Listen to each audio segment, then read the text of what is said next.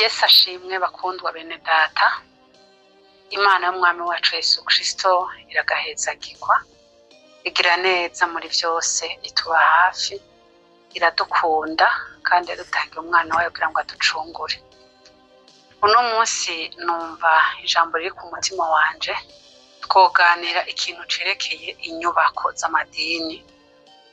Abantu benshi barirukiye mu madini canke barirukiye kubaka izo nzu, biyumvira yuko bariko bakorera Imana bivanye nuko abarongozi babo babakwegera kubabwira ngo nibazane ivyabo ngo bubake amadini, bubake amazu wariyo ingoro y'Imana, Imana ibamwo.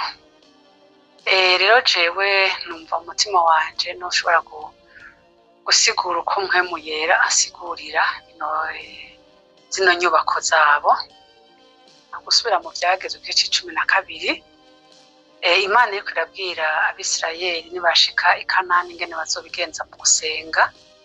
Imana yarababwira yuko izotoranya ahantu, hama aho hantu ari ishamvu y'umuntu, agaheza aho hantu izoba yatoranije akaba ariho basengera, akaba ariho batangira ibigira cumi, ariho batangira ibimazi, ariho batangira amashikanwa, kugira ngo banezerwe imiryango yabo, banezeranwe n'abahungu babo n'abakobwa babo n'abagurano,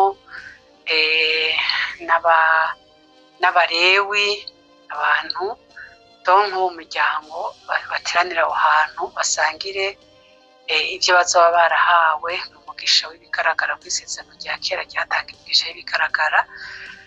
Rero Imana ikabatoranya ahantu kugira ngo bayinezererwe imbere, banezeranwe n'ivyo bazoba vyavuye mu maboko yabo. Ariko iri sezerano turimwo, abantu nubwo bakomeza kuguma ngo bubake ingoro y'Imana, twebwe turi mu isezerano ry'impwemu. Isezerano ry'impwemu, Yesu Kristo yaraganiriye n'umudamu n'umugore bari bahuriye kw'iriba, w'umusamariyakazi,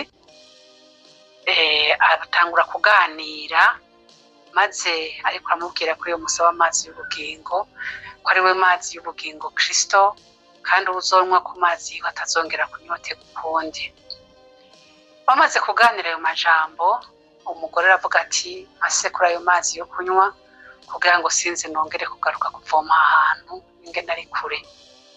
Bariko baraganira ko Yesu niwe mazi y'ubugingo.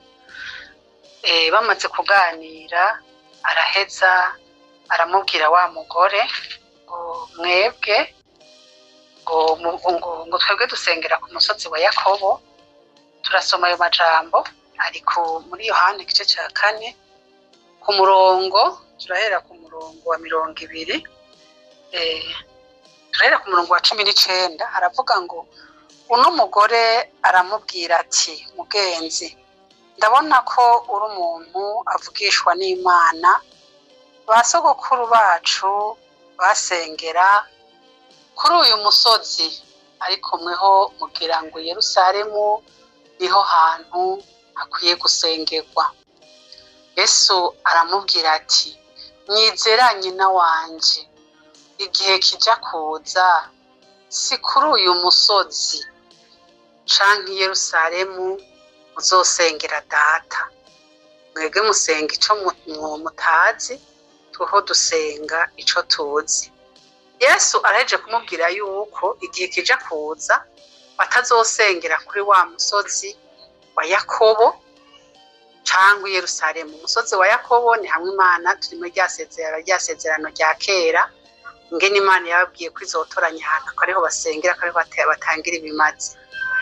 Hanyuma i Yerusalemu naho hari ya ngoro ya Salomo, abantu bose bagenda bagahuriramwo, abantu bagasengera. Niho uyo mugore wewe yariko aravuga ko abantu, ko abayuda bavuga yuko basengera i Yerusalemu, abasamariya nabo bagasengera ku musozi wa Yakobo. Nukuvuga Yesu amaze kubona ivyo uwo mudamu ariko aramubwira, yaciye amwereka aho bakwiye gusengera. Kuko yaciye amubwira ati mwebwe musenga ico mutazi, kuko iryo sezerano rya kera ryerekana yuko Imana bari bakiyubakira, kandi muri kuyubakira niyo yarinda gutoranya aho barinda kuyubakira, baca bahakorera imihango ivy'Imana yari yababwiye, aho batangira ivyo bimazi vyabo. Ariko Yesu arabihakanye, aramubwiye ko igihe kija kuza atazosengera Data kuri iyo misozi amubwiye. Aca aravuga ati mwebwe musenga ico mutazi, tuho dusenga ico tuzi, uko agakiza gaturuka mu Bayuda. Ariko igihe kiza kandi kirashitse, niho abasenga b'ukuri bazosengera Data mu mpwemu no mu kuri, ko Data arondera abamusenga bameze batyo. Ni ukuvuga yuko iki gihe yariko aramubwira cyo gusengera Data mu mpwemu no mu kuri carasohoye. Ubu twebwe idisezerano turimwo ni iryo gusengera Data mu mpwemu no mu kuri, kubera ukuri ni Kristo, impwemu nayo ni ubushobozi bwiwe.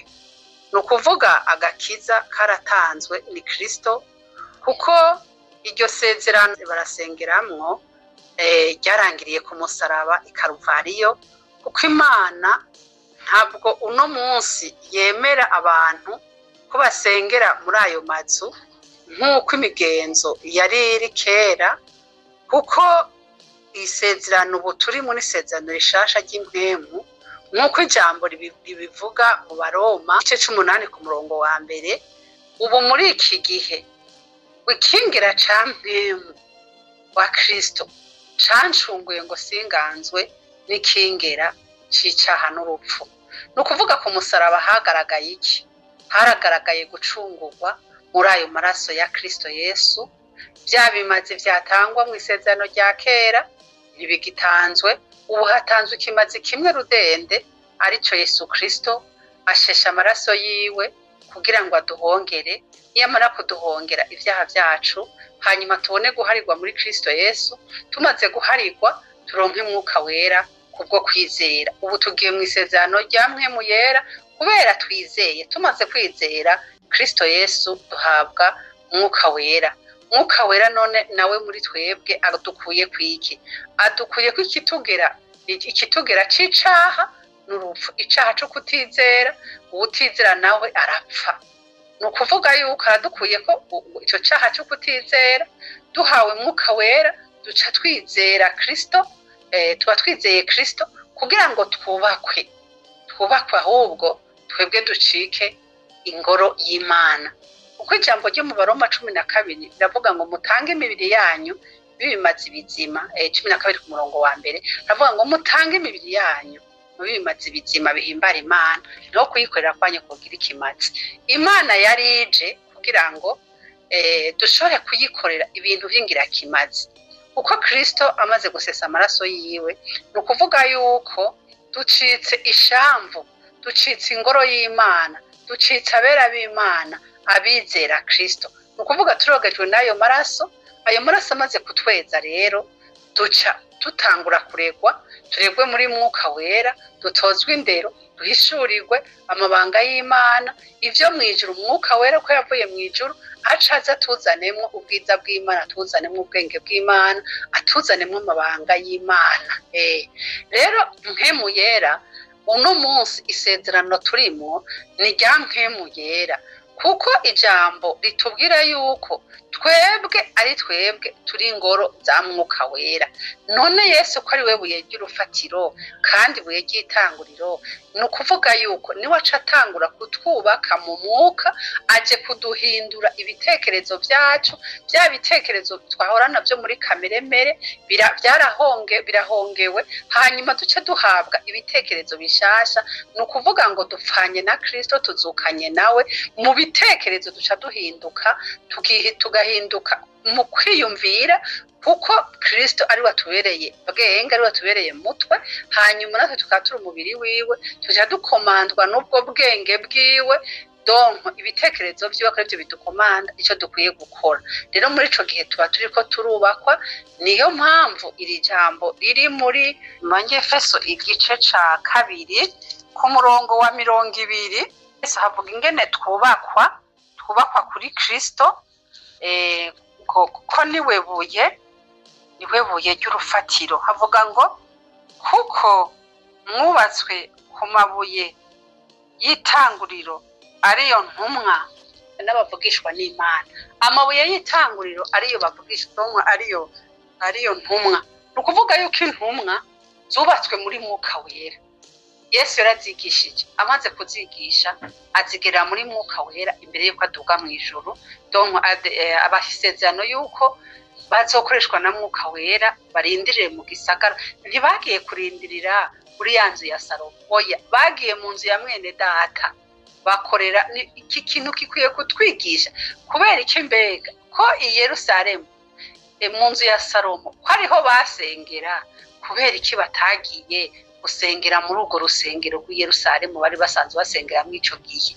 Ariko Imana ikababwira ngo barindire mu gisagara, nabo bagaca bagenda mu nzu ya mwene data. Kubera yarababwiye ngo baze birinde inyigisho z'abafarisayo n'iz'abasadukayo n'abanyabwenge b'ivyanditswe, baca bigira mu nzu ya mwene data barasenga, barindira igisezerano. Isezerano rero ribagerako rya Mwuka Wera, rimaze kubagerako baca batangura igikorwa ca Kristo. Nukuvuga ivyo bakora byose babihumekerwa na Mwuka Wera. Mwuka Wera abaha ubushobozi, barahagara bashingira intahe Kristo, baramushingira intahe, mbese ariko arabagwanya, ariko arahagara. Petero avuga nti dushaka kumvira ivyo mwebwe mutubwira, ahubwo twokumvira Imana, tugakora ivyo Imana ishaka. Nukuvuga rero yuko kubera ko Kristo atari yabasigiye ku isezerano nk'irya mbere, bamwe ba mbere Imana yari yababwiye ko izotoranya ahantu bagasengera, ariko Yesu ababwiye yuko bazosengera mu mpemu no mu kuri. Ubu mpemu niwe ariko arabakoresha, ubu mpemu niwe kwereka ingene basenga, ubu mpemu niwe abereka ivyo bakora byose. Nukuvuga yuko iryo sezerano rya kera ryarangiriye hehe? Ku musaraba i Karuvariyo, kuko niho baronkera iryo sezerano rya kera. Niryo batangiramwo ibiye tubona uno munsi mu madini bakora, bakaja gutangira ibigira 10, bakaja gutangira y'amashimwe, bakaja gutangira y'imiganuro. Nukuvuga ibi batanga byose, nukuvuga aho bagiye muri rya sezerano rya kera ntibaba barinjira muri Kristo Yesu kugira ngo barongorwe na Mwuka Wera. Isezerano ry'amaraso ya Kristo ribeza rikabatunganya, ntiba rirabashikako. Niyo mpamvu badashobora kubakwa, kuko ahaye kuri 20 havuga yuko havuga yuko ngo Kristo Yesu ariwe buye rigumya imfuruka, muri we ingoro yose yubatswe neza irakura, ngwibe urusengero rwera mu mwami wacu. Urushengero rwera rero mu mwami wacu nububa rwubatswe na Kristo, ariwe buye ry'urufatiro, ariwe buye ryagawe n'abubatsi, ariko ku Mana rikaba ryaratoranijwe. Nukuvuga iyo uriko wubakwa rero muri Kristo urakura, ukaba urushengero rwera, ukaba inzu y'Imana, ukaba ingoro y'Imana. Ingoro y'Imana rero gushika uno munsi n'umuntu yatoranijwe na Kristo, akezwa n'amaraso yiwe, akaba ariko akoreshwa na Kristo. Kristo amubereye umutwe, nawe uwo muntu akaba umubiri wa Kristo, akaba umubiri utewe kuri Kristo, kuko turi ingingo za Kristo zitewe ku mubiri wiwe, tugakoreshwa n'ubwo bwenge bwiwe. Nukuvuga yuko umuntu rero muri ico gihe icakora cose agikorera muri mpemu wa Kristo, kuko atewe kuri Kristo kandi ariko yubakwa na Kristo, kandi ari we ariko aramwuzuza ubushobozi bwiwe. Rero duca dushika ingoro. Nukuvuga rero umuntu yibaza ko yokubaka ingoro, yokubakira Imana, abagiye andeoro. Sinovuga nuko n'iryo sezerano rya kera ari muri iryo, oya, ahubwo abagiye kuko hoho naho Imana yaba yitoranirije. Mugabo bo nibo biyumviye kwitoraniriza aho bashaka gusengera. Nukuvuga nabagararije bari nyuma ya mpemu yera, kuko Imana itoranije ahantu nuko yabibona impamvu yatoranije, ariko bo baritoranirije. Nukuvuga nuko aho hantu bariko barakora, bariko basengera ikigirwamana cabo bifuza gusenga, si Imana yabo y'ukuri bariko barasenga, kuko Imana yabo muri iki gihe isengerwa muri Mwuka Wera. Ngo muri we namwe murubakanwa kugira ngo muheshwe na mpemu kuba ingoro y'Imana ibamwo. Nukuvuga ingoro y'Imana ni twebwe abantu bizeye twahinguwe muri Kristo Yesu, tukaba turi ivyapa bisomeka, twataye kameremere kose mwemu yera ariko aradutunganya atugira abana b'Imana, turiko twambara ishusho ya Kristo canke twamaze kwambara ishusho ya Kristo.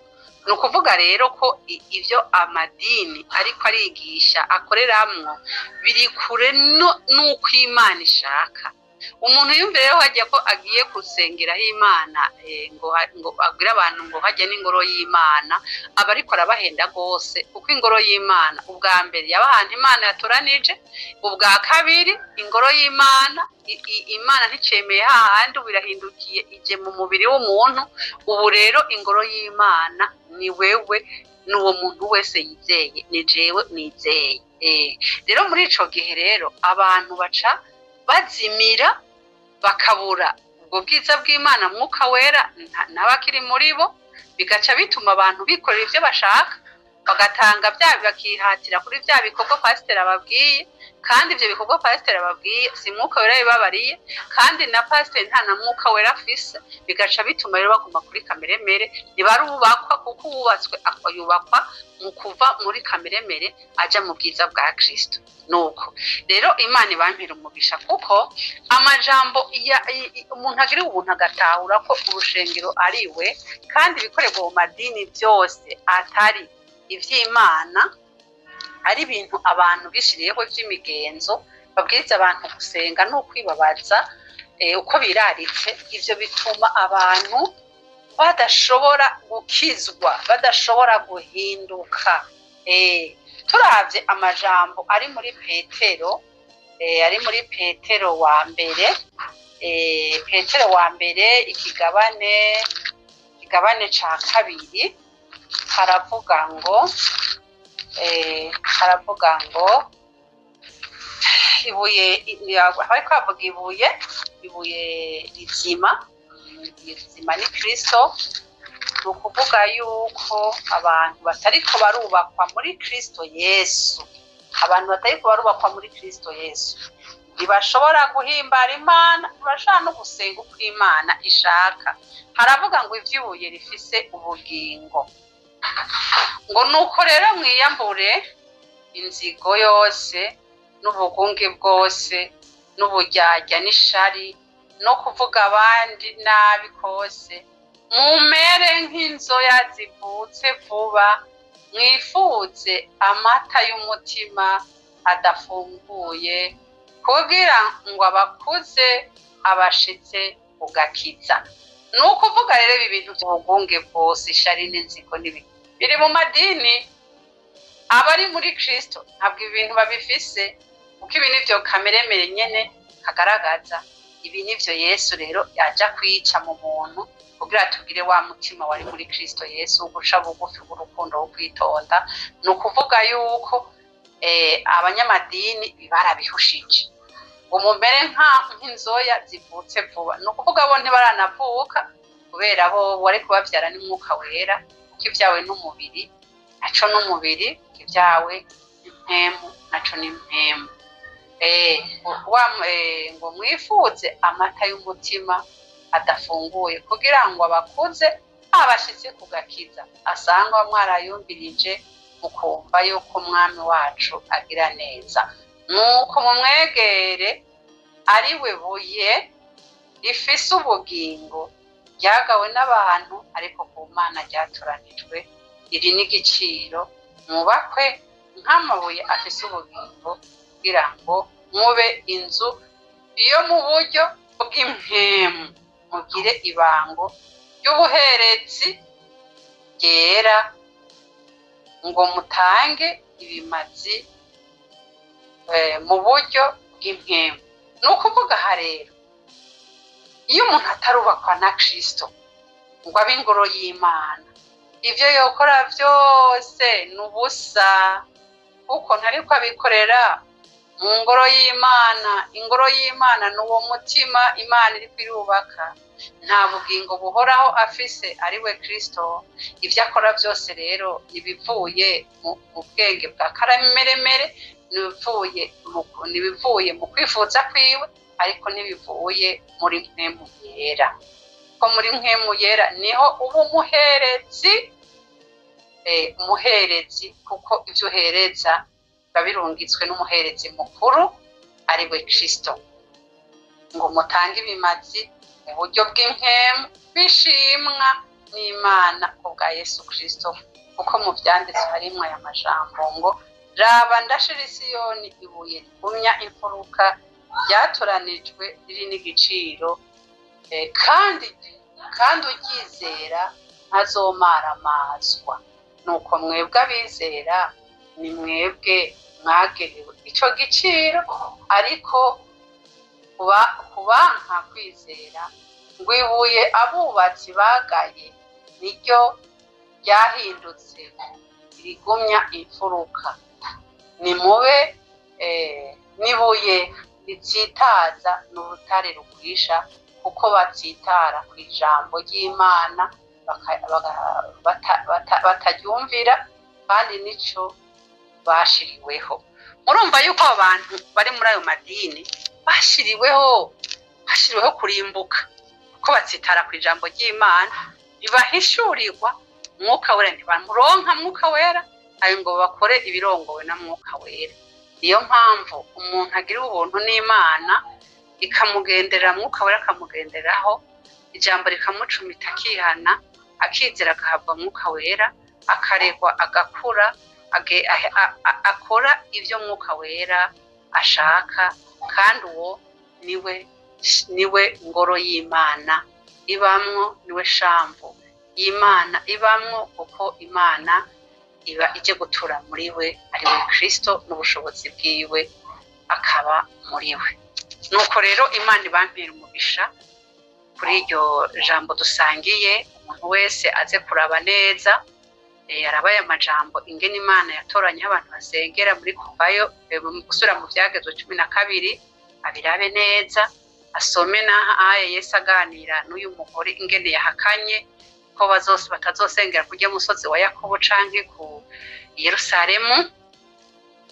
Hamarabe ingene abasengera muri mpwemu yera, ingene bubakwa, ingene bakugwa kw'icaha n'urupfu, bakarongorwa na mpwemu yera ari we yaducunguye. Izina ry'Umwami wacu Yesu Kristo rikomeze kubaba hafi, rikomeze kubagirira neza, rikomeze kubuzura no kubaha ubwenge buvuye mu ijuru, kugira mushobore gutahura, mushobore guhunga ayo mazu yubatswe n'abantu bahenda ngo nizo ngoro z'Imana, mukaja kwahereza ivyanyu. Yesu abahe umugisha.